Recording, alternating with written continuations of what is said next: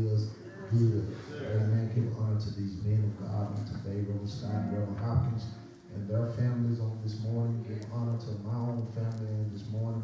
Amen. My mother, my father, amen. My wife on today. Amen. Thank God for them on this Sunday morning. Thank God for our deacons and thank God for all of you on this Sunday morning. Amen. God is good, y'all. Yes, amen. I just thank God. Thank God for the choir this morning. Amen. Amen. I just looked up. I ain't looked around the room yet, but I just looked up and seen my niece.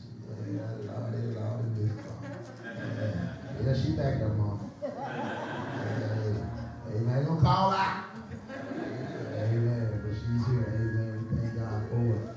We thank God for all of you on this morning. We just, I believe, in the midst of a good time.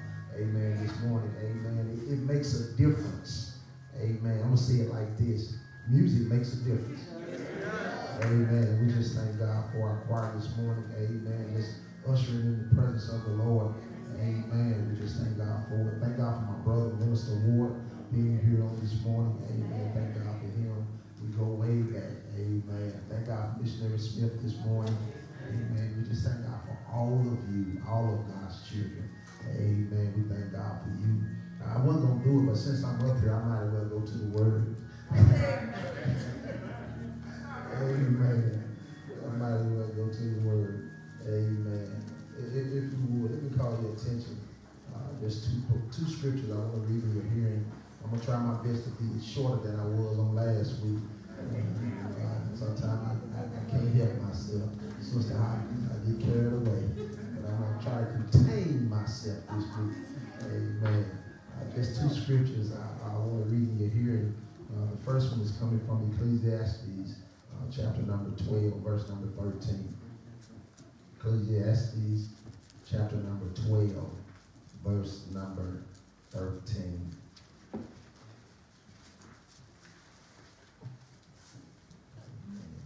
One last time, Ecclesiastes chapter 12, verse 13, and it reads, "Let us hear the conclusion of the whole matter. Fear God and keep his commandments, for this is the whole duty of man." Now if I can call your attention to Psalms 33 and 1. Psalms 33 and 1. When we make it to Psalms 33 and 1, it will read something to this effect. "Rejoice in the Lord, O ye righteous, for praise is comely for the upright." Amen. If you would just bow your heads for a word of prayer. Lord God, we come now, Lord, with thanksgiving in our hearts, Lord. We come to give you glory. We come to give you honor. We come to give you praise on today. And Lord, if the truth be told, if we had 10,000 tongues, we couldn't thank you enough for all the things that you've done for us, God. Yes. Lord, we read in your word, Lord, where every day there's new mercies. Yes, yes. Lord, every time we turn around, you just keep on blessing us. Even through aches, even through pains, even through disappointments, God. We still have to declare that you blessed us, God. God, I know you blessed us because we're able to inhale and exhale this morning. And that in itself is a blessing, God. Because we realize and know that somebody didn't wake up this morning. But for a lot of us, God, you've given us one more opportunity, God, to praise your holy name, to lift you up on high. Because we read somewhere in your word where it said, if you be lifted, you will draw all men into yourself. So God, we came to lift you up this morning. We didn't come to lift ourselves up, but we came to lift you up, God. We're not worthy, God, but you're worthy, God. You're worthy of the honor. You're worthy of the glory. You're worthy of the praise. You're worthy of every hallelujah on this morning, God. God, I always tell you, you don't have to break your way in on this morning, but you're invited in. As a matter of fact, God, we want you to be the guest on this morning. Be our guest on this morning, God. And God, if the truth be told, I believe you're already here, God. I believe you're already in the room, Lord. And God, since you're in the room, God, we ask that you would take the floor, God. God, do what it is you want to do in this house, God. It's not about a program. It's not about protocol. It's all about you on today, God. It's about your power, your might. It's about your will and your way on today, God. Simply have your way in this house on today, God. Anything in this house that's not like you, God, we give you permission to change it, to straighten it out, and fix it on today, God. Whatever it might be, Lord. Matter of fact, God, we pray on today that you would search us out. And if there's anything in us that's not like you, God, fix it right now, Lord. God, we know that you are a miracle working God. And God, I believe on this morning in my spirit that somebody needs a miracle, God. God, I don't know what they need, but you know everything, because it was you that created them, formed them, and before they was even formed in their mother's belly, you already knew them, God. God, I pray that you would move like never before, God. And God, we simply say thank you, Lord, that you've given us an opportunity to praise your holy name. And God, we thank you, God, because when we laid down on last night, our testimony is we didn't have to sleep under a bridge. We thank you this morning, God, because when we woke up, God, our testimony is that we had food on our table, God. God, we thank you this morning, God, because our testimony is that we was able to put clothes on our backs, God. God, we thank you, Lord, for even traveling mercy and grace on this week. God, you took us there and you brought us back, God. And for that, we say thank you, Lord. So many things we take for granted, Lord. But God, we don't want to ever take you for granted. Lord, have your way in this house, God. Touch our hearts, touch our mind, God. God, help us to give you what you deserve on today. Help us to give you the highest praise. Lord God, we thank you. Lord God, we praise you. And we simply say on today, have your way in this house. Lord God, if you do it, we'll never praise you and give you the honor. In Jesus' name we do pray. And all the people of God say, amen. You may be seated in the presence of the Lord. Amen. I'm going to just read for clarity one more time those two scriptures that came from Ecclesiastes and Psalms. The one that came from Ecclesiastes 12 and 13 says, let us hear the conclusion of the whole matter. Fear God and keep his commandments, for this is the whole duty of man. Psalms 33 and 1 read, rejoice in the Lord, O ye righteous, for praise is comely for the upright. Y'all would allow me just for a few minutes. I promise you I'm not going to preach past 3 hours.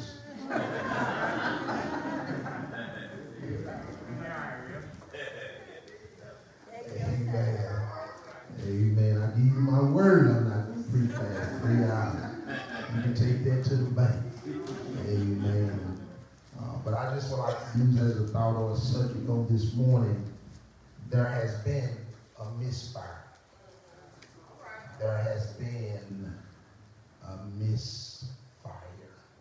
That's what we want to talk about just for a few minutes this morning.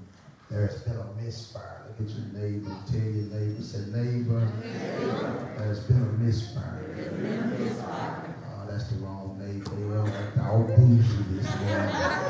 Look at the other neighbor. Say, old neighbor. There's been a misfire. Y'all notice how that sounded better the second time? I told you that first neighbor was bougie. But we're going to get there. There's been a misfire. Amen. Brothers and sisters, I want you to understand that when we look at that verse in Ecclesiastes 12 and 13, when it says, let us hear the conclusion of the whole matter, fear God and keep his commandments, for this is the whole duty of man. When I read that, I must ask you, what is your purpose? What is your purpose? Whether you know it or not, everybody has a purpose. Everybody sadder than a person that doesn't realize that they have a purpose. Amen. Everybody has a purpose. When I look in the scripture, even John the Baptist had a purpose. Do y'all know John the Baptist? He went baptizing folks. He was the one, the Bible said that he was the voice in the wilderness crying out. He was the one letting folks know that Jesus is coming. So his purpose was to be the forerunner of Jesus Christ, to let people know that you need to get ready because Jesus is coming. John the Baptist knew his purpose. He knew that he was not the Christ, but his purpose was to simply be the voice of the Christ that was to come. He was to let people know that Christ is coming. There is one coming that was greater than him. And as he said, whose shoes he wasn't even worthy to tie. So John the Baptist knew his purpose. Not only did John the Baptist know his purpose, but Jesus knew his purpose. Jesus said one time, he said, I came to seek and to save that which was lost. It was Jesus that left divinity and came down and slipped on humanity so he could come down and deliver us from this sinful world. Jesus knew his purpose when he left heaven, that he was going to have to come down and give up glory and sacrifice his life so he could be the perfect Lamb of God, because he understood that the blood of bullocks and the blood of goats could not save us, but the Bible lets us know that it was going to take the perfect Lamb of God in order to deliver us. So Jesus knew his purpose. Who will go down and deliver mankind? It was Jesus that spoke up to let us know that he would come down and deliver us. So Jesus understood his purpose. Not only did John the Baptist understand his purpose, not only did Jesus understand his purpose, but there was a woman by the name of Mary, and Mary understood her purpose. The Mary that I'm talking about is the mother of Jesus. Mary did not try to make a name for herself, but Mary was spoken to by the angel of the Lord to let her know that she was going to be impregnated with a holy thing, and that she was to name that holy thing Jesus. Her job and her purpose was to carry Jesus here on earth as a baby. And she knew what her purpose was. She knew what her mission was. She wasn't trying to be something that she wasn't. She just knew that she was the instrument. She was the instrument to carry Jesus. So she understood her purpose. And though I mentioned John the Baptist and his purpose, though I mentioned Jesus and his purpose, though I mentioned Mary and her purpose, I got news for you. There's even a woman in the Bible by the name of Rahab, a prostitute, and yet she still had a purpose. I know some of y'all looking at me strange, talking about, hold up, preacher, I was with you when you said John the Baptist had a purpose.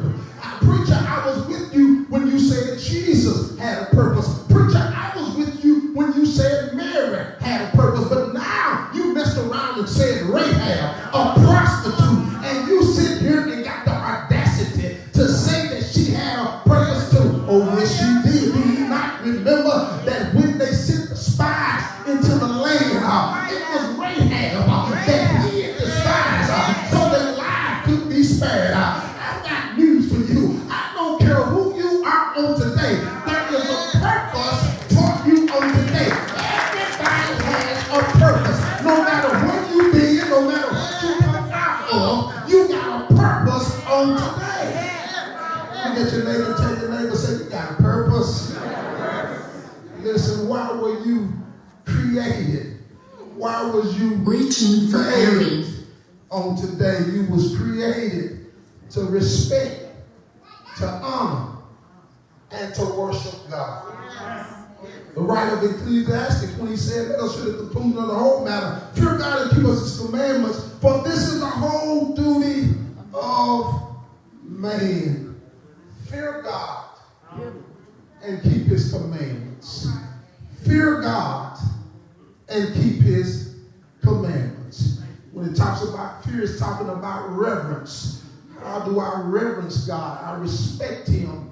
I honor him. I worship him. And it says, keep his commandments. I remember when Jesus said, if you love me, keep my commandments. There's a lot of people that say they love Jesus. All right, tell it. I'm going to leave it at that. But he said, if you love me, let me say it like this, show me. Now that's what he was saying. If you love me, show me. If you love me, keep my commandments. Show me. So we all have a purpose, and our purpose is to respect him, honor him, and worship him. And then when we look at Psalms 33 and 1, it says, rejoice in the Lord, O ye righteous, for praise is comely for the upright. Praise is comely for the upright. Praise is comely for the upright. Praise is comely for the upright. Praise is comely for the upright. Can I interpret that the way I feel it in my spirit? If praise is comely for the upright, I ain't got to pump and prime you to give God praise. If praise is comely for the upright, you ought to praise God because he earned it on this morning. If praise is comely for the upright, should nobody have to tell you to clap your hands or tell God thank you on Sunday morning. But I realized something missionary. I realized that there has been a misfire. There's been a misfire. Yes, it has. It's been a misfire. Preacher, you done lost me now. What are you talking about? There's been a misfire. Whenever let me just give you a few definitions of misfire. One definition of misfire says it's a failure of a gun or a missile to fire correctly, or of fuel in an internal combustion engine to ignite. That's one definition of a misfire. A second definition of misfire, to have the explosive or propulsive charge fail to ignite at the proper time. That's right. That's another definition of a misfire. Another definition, it says to fail to ignite properly or when expected. All right. That's another definition of a misfire. And the last definition I want to give you of a misfire says to fail to achieve the desired result, effect, etc. Now, when I read these definitions of a misfire, I noticed that all of them sort of had one thing in common. All of them said that a misfire is a failure.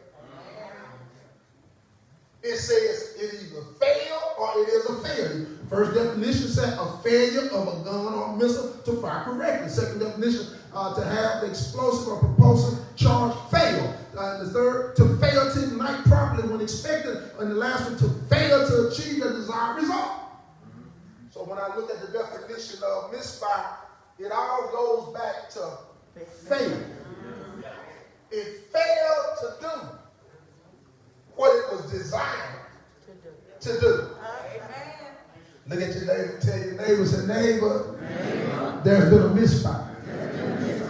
Let me help y'all, brothers and sisters. I know that there has been a misfire because according to Ecclesiastes, it told us what the whole duty of man was. To fear God and to keep his commandments. According to Ecclesiastes, it said praise is comely for the upright. So it lets us know that if you're upright, our duty, the reason we was created was to praise God. But I'm telling y'all on today, there's been a misfire. And the reason there is a misfire, because a misfire says whenever there is failure to do what it's supposed to do, that's a misfire. Let me help y'all. I'm going a little bit further. The other day, my job sent me out of town. We went to Starkville. Me and my wife went to Starkville. My job sent me to Starkville. And we went to Starkville and we stayed up there.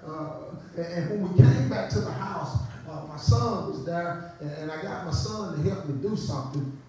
We had to move something. So I gave my son the keys to my four-wheeler, and I said, go pull the four-wheeler out. We're going to hook it to the trailer so we can move what we got to move. And sure enough, he went and got the four-wheeler. We hooked it up to the trailer, and we moved what we had to move, and then we unhooked the trailer. After we unhooked the trailer, I sit there and I hit the throttle. So I hit the throttle on my four-wheeler. It was in neutral, but I hit the throttle. Just gave it a little gas. And Reverend Hopkins, when I hit the throttle, matter of fact, let me back up and stop for 1 second. Reverend Hopkins, it was his fault. The Holy Ghost revealed that to me. It was your fault. And the reason I said it was his fault, I had to think back. Just the other week, Reverend Hopkins texted me while I was on my job and gonna ask me, who do you take your four-wheeler to get fixed? And I texted him back. I said, I can take my four-wheeler to nobody to get fixed. You ain't nothing wrong with my four-wheeler, it's all your fault. Let me get back. Holy Ghost. But I'm back.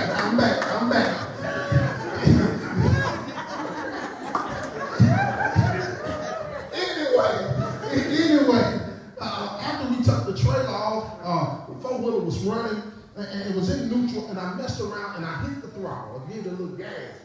And when I gave it a little gas and hit the throttle, my wife was standing outside, too.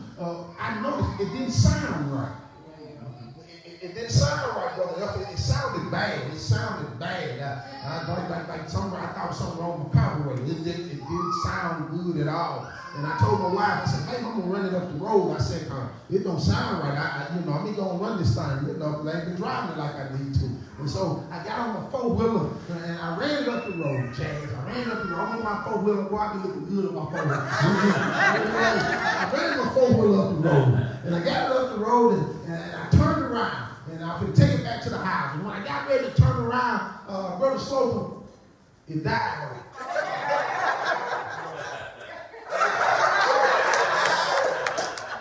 It died.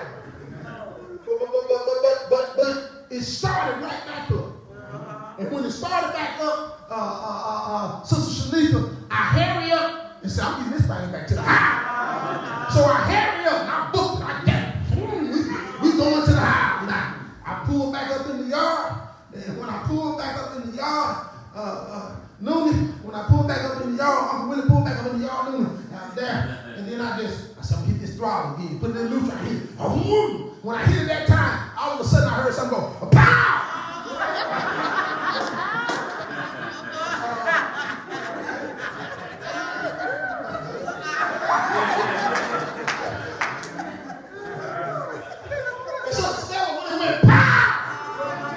It went dead. Dead. But this time, it wouldn't start back, Sister Hopkins. Kept hitting it.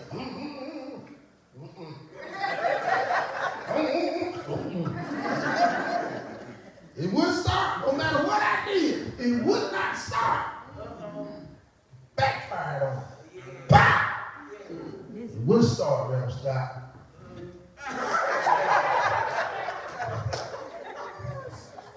I'm going to pray for you.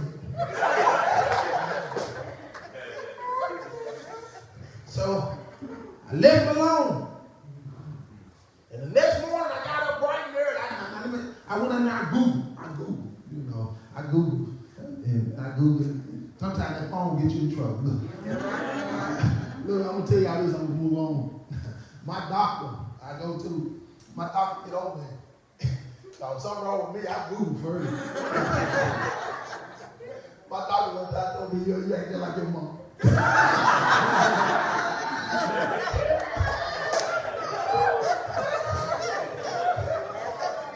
My doctor said, stay off that phone. But anyway, I'm back. The next, I Googled to see what was wrong with my four-wheeler. And when I Googled to see what was wrong with my four-wheeler, I seen a couple of things that it was saying that could be wrong with it. I told my wife, I said, I just knew what it was. I said, it's the carburetor.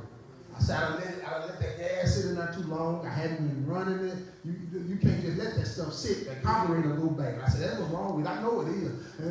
But the next morning, I said, well, I'm going to try these few things first. So the next morning, I got up early. I ran down the Rays in Forest. I went in there and I bought a couple things. I bought an air filter. I bought carburetor cleaner.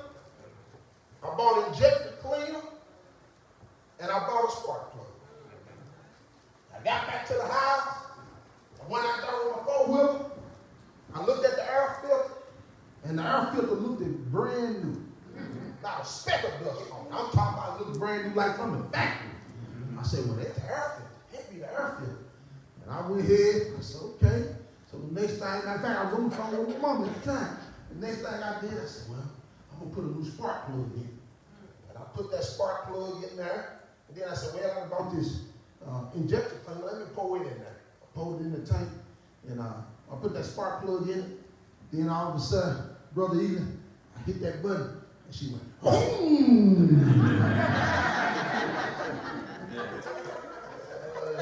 It was music to my ear then. Boom! I hit that gas. Boom! Boom! Boom! She really did. She sounded good. I gave her a little more gas. Oh, she rolled ready again. I got happy. Listen. All because I put a spark plug in. Yeah. Okay. That's all. I just put a spark plug. I hear you. I can't even tell somebody on the day you've been misfired. And I know some of y'all saying, preacher, how did you come to this conclusion that we're misfired? Well, there is always an indicator to show you that something is wrong.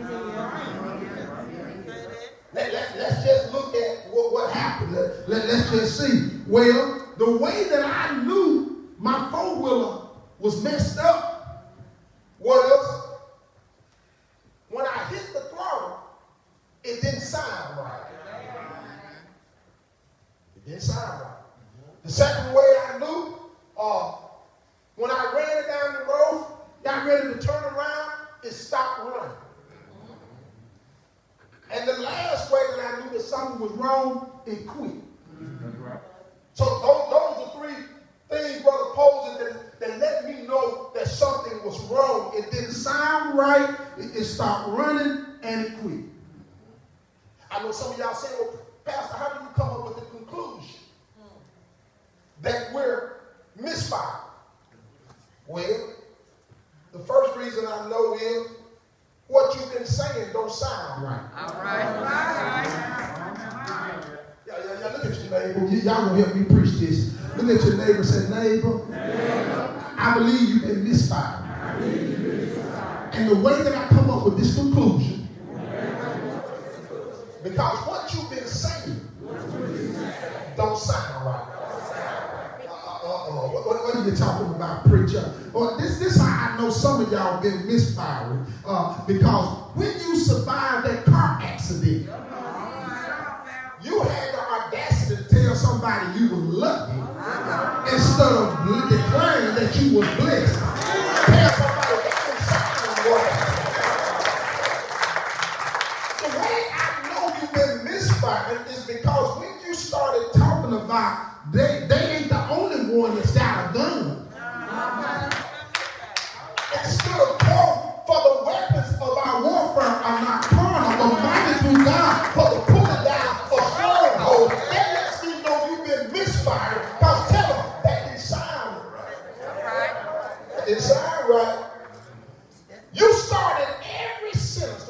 I know you've been misfiring, watch this, it's going to hit some of y'all. The reason I know some of y'all been misfiring because you start every sentence. Now, I don't know how I'm going to.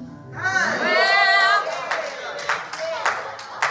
don't know how I'm going to pay my bill. I don't know how I'm going to make it with my husband. I don't know how I'm going to make it with my wife. I don't know how I'm going to meet it this month when I got more money than money. I don't know.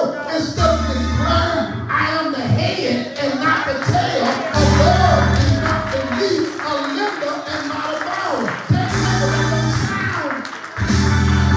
sound right. You might gotta stop saying about you know, start your edge on you. Tell your neighbor that don't sound right. So the first indication that I knew I had a misfire, something was wrong with my four-wheeler was it didn't. And the second was it stopped running. Because when I was on my four-wheeler and I turned around to get ready to go back home, it went there, it stopped running. And the reason I know some of y'all have been misfiring is because you stopped running. What are you talking about? You used to run the church every time the doors of the church was open. Now you come dragging in late like you doing somebody a favor just because you showed up. Tell the neighbor, say, but you stopped running. So I know you misfired. Because you done stopped running. When people used to start a conversation that you knew was unholy, you didn't stick around, but you ran away from those type of conversations. But you stopped running. Misfire. I know you misfired because your song used to be, I'm chasing after him. Or I'm chasing after you. Because you was in hot pursuit of the Lord. Because you knew if I can but touch the hem of his garment, I shall be made. You know that things happen in the presence of the Lord. So you was chasing after him. But look at your neighbor, tell your neighbor, say, but you stop running. That's how I know that's going to misfire. And the last way I know that something is wrong and that you're misfiring, the first one I told you, what you've been saying didn't sound right. The next one, you stop running. And the last one, look at your neighbor, say, neighbor, you quit. You quit. That's how I know something is wrong, and some of y'all misfiring because you quit. What are you talking about? Can you remember, watch this, when you didn't need a musician? Yes, sir. Yes, sir. When you didn't need a choir to pump and prime you up in order for you to give God praise. But you quit. Can you remember when you didn't have two nickels to rub together? But it didn't stop you from giving God praise. But you stopped. Can you remember when you used to seek God's face early in the morning in prayer? Yes, sir. But you quit. That's how I know there's been a misfire. And watch this. I didn't know, Brother Posey, the importance, how important a spark plug was.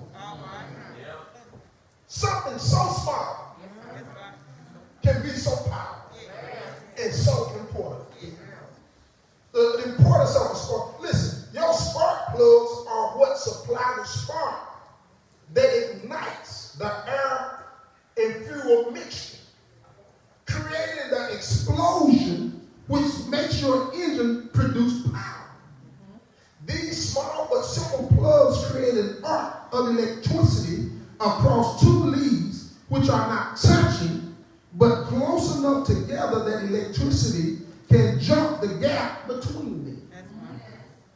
I'm going to just read that first part again. It says, your spark plug are what supply the spark that ignites the air and fuel mixture, creating the explosion which makes your engine produce power.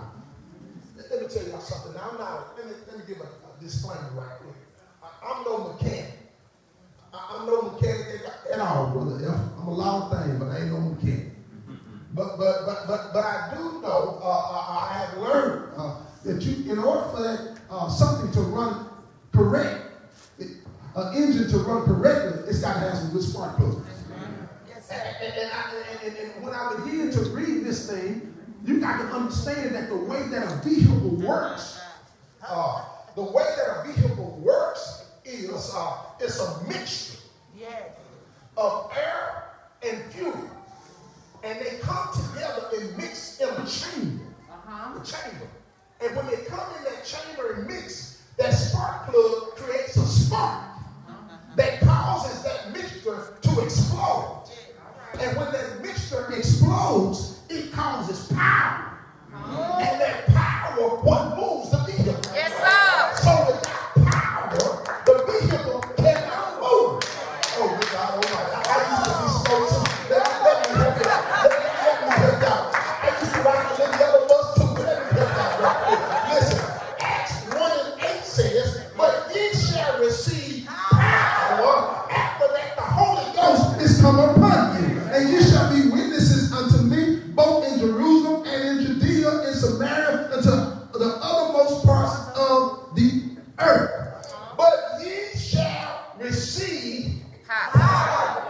But ye shall receive power. But ye shall receive power. Tell me one more time. But ye shall receive power. Now, when you look at that word power in the Greek, that means dunamis. Dunamis power. And dunamis is where we get the root word dynamite.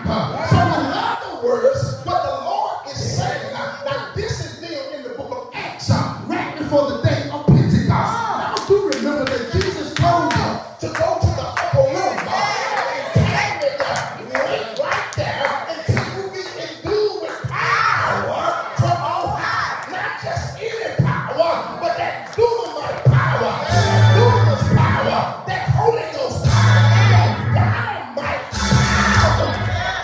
So watch this. Watch this. When dealing with something explosive, you have to be careful not to create a spark. Say that again. See, people that got the Holy Ghost know what I'm talking about. I'm going to say that one more time. When you're dealing with something explosive, you got to be careful not to create a spark. Listen, let me help some of y'all. When y'all been coming to church, some of y'all been waiting on a fire. But all I need is a spark. Say it one more time. Some of y'all been waiting. The Lord sent a revival. The Holy Ghost filled fire revival. Y'all been waiting on a fire, but all I need is a spark. I promise I'm going to get ready to go to my seat. I'm going to go to my seat. Listen, every time I think, oh, Lord have mercy. Watch this. Every time I think, it creates us.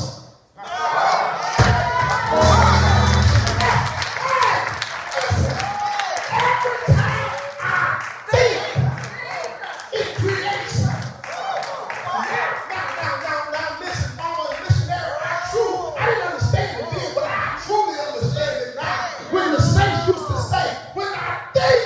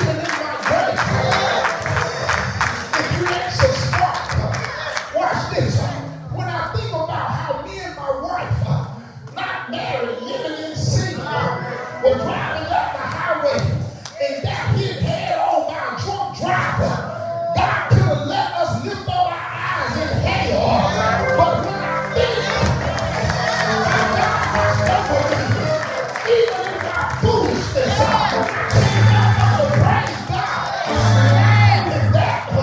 But when I think about I went to Jackson one day. Me and one of my friends on our way back from Jackson, we somewhere we ain't got no business being anyway. We on our way back from Jackson on the interstate.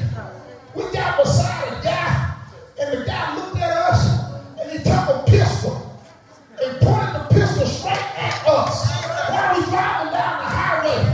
Now, he could have shot us. He could have killed us. But when I think that God delivered me, even through that, I can't help but to praise him. And that ain't enough.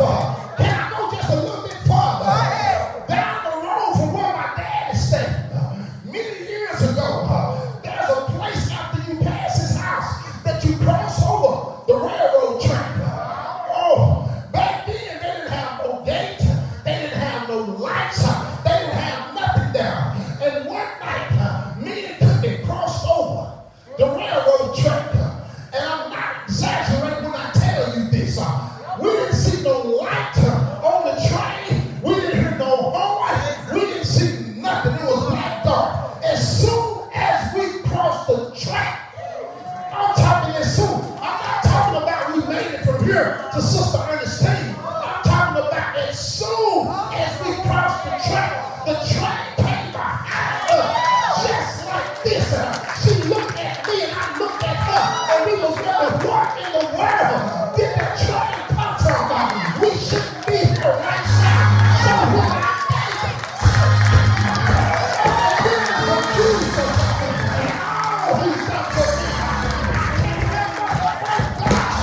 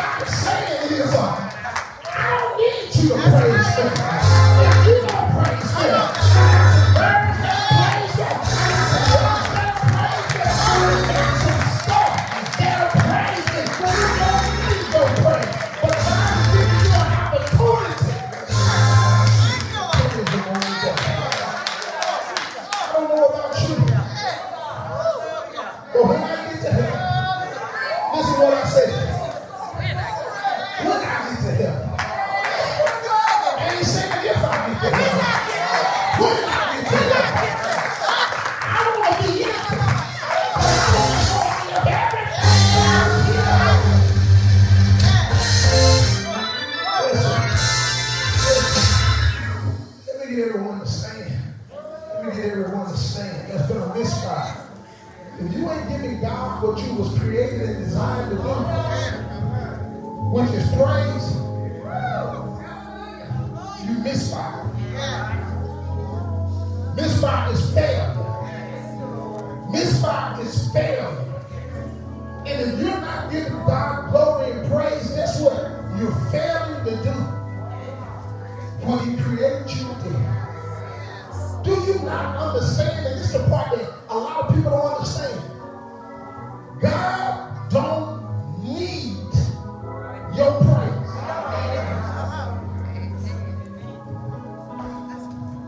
Listen, watch this.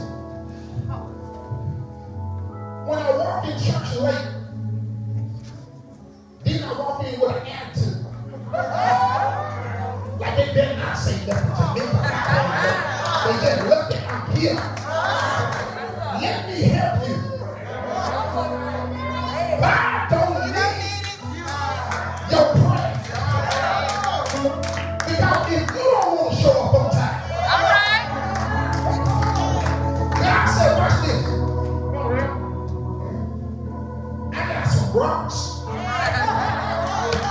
got some bricks. They always here on time. Matter of fact, they love me so much they don't even leave the sanctuary. And if you don't praise Him, don't want to, don't you ever think you're doing God a favor. But God loved us so much that He said, you know what? I don't need their praise. But I'm going to give them an opportunity to tell me nothing. Some of y'all act like the other 9 lepers. After you got what you wanted from the Lord, you feel like it's too much to turn around on Sunday morning just to come into the house of the Lord and say, Lord, I just want to say thank you for all that you've done. It was Jesus that had to ask him, what the other 9? What did I tell y'all? What the other 9? Are you the only one that turn back around and tell me thank you? Is there anybody here today that in a sanctified soul here to just simply say, Lord, I want to say thank you. I want to thank you for how you came to that Yes, yes. when I was in the club and couldn't keep myself, I want to say thank you. When I was in the car accident and you spared my life, I want to say thank you. Lord, let me tell y'all something. So the reason I love God so much because the devil knew my future. When I didn't know my future, the enemy knew my future. And I didn't understand me. Why I had so many encounters with death. Because the enemy wanted me to be gone. He wanted to take me out of here. Listen, what kind of young man at 18 years old thought about taking his life? 18 years old. Thought about killing myself. At 18. My life was just so bad. I thought I just couldn't take it no more. One saved, did not know the Lord, but thank God Yes. for the seed that was planted in my spirit. Because I made up my mind that day. That's it. It's over. And that was the first time. The second time, I never forget. I woke up one morning. I looked at my wife and I always kiss her goodbye. But that morning, I think I told her, I said, hey, I love you. And it was the way that I said it, that she knew something was wrong and something wasn't right. Now then she said, somebody plan on coming home. Because it was the way I said it that morning. But I had it all planned out. I was going to get in my car. I was going to get out on the highway, get as fast as I could go, and I was going to run into a tree and kill myself.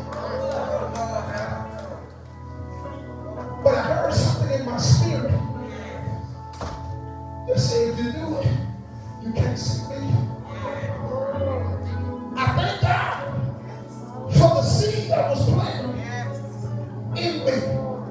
That's why it's so important, even our youth right now, we got to plant a seed in me. Because the enemy sees their future. He knows what God has planned for them. And the enemy says, if I don't stop them now, they might mess around and be a deacon. If I don't stop them now, they might mess around and be a preacher. If I don't stop them now, they might mess around and get saved. We got to cut our children under the blood, y'all. Yes. Hallelujah. And look into the Lord. Lord God, we thank you on this day. We thank you for your word most of all.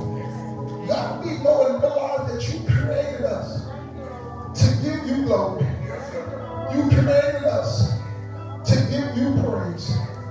And God, I read in your word that when the enemy comes in like a flood, God, that you will lift up a standard against him.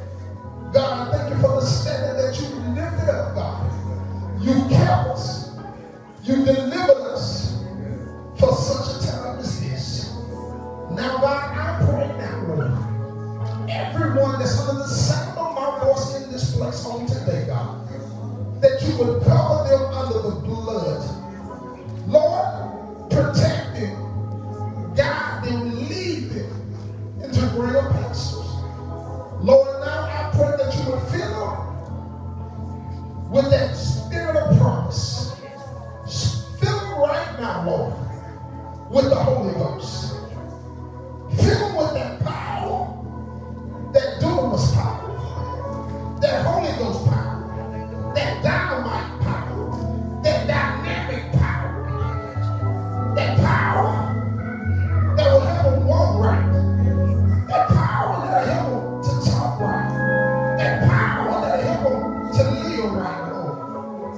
Lord, I pray right now that this day be the beginning of something new. That this day will be the beginning of something incredible, God. Lord, now I pray that you will touch the hearts, touch the minds of your people now. Give them strength and the willpower to run on to see what the end is going to be. Lord God, we love you, we praise you, and we give you glory. It's all in the mighty name of Jesus that we do pray. And all of God's children say,